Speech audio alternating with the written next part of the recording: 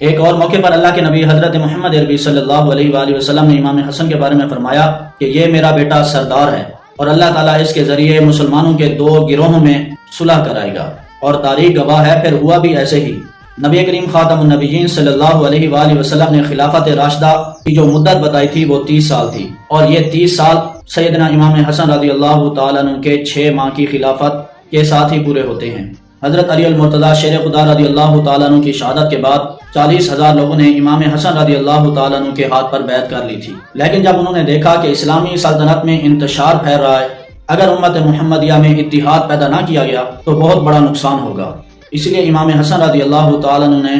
سیدنا امیر معاویہ رضی اللہ تعالیٰ عنہ سے نہ صرف صلح کی بلکہ حکومت سے علیحدگی بھی اختیار کر لی۔ امام حسن رضی اللہ تعالیٰ عنہ نے کرسی کے اوپر امت کے اتحاد کو ترجیح دی۔ انہوں نے اقتدار پر ایک مسلمان کے خون کی حرمت کو برتر سمجھا، اور آج کے حکمران اقتدار کے لیے ہر حد تک چلے جاتے ہیں، مخالف سے ہاتھ ملانے کی بجائے اس سے انتقام لینے کے لیے تیار ہوتے ہیں، اس کو مینیڈیٹ تسلیم کرنے کی بجائے اس کو کسی بھی طریقے سے اقتدار سے بے دخل کرنے کے پلان بناتے رہتے ہیں، اور اس سب میں نقصان ریاست کا، عوام کا، معیشت کا ہوتا ہے۔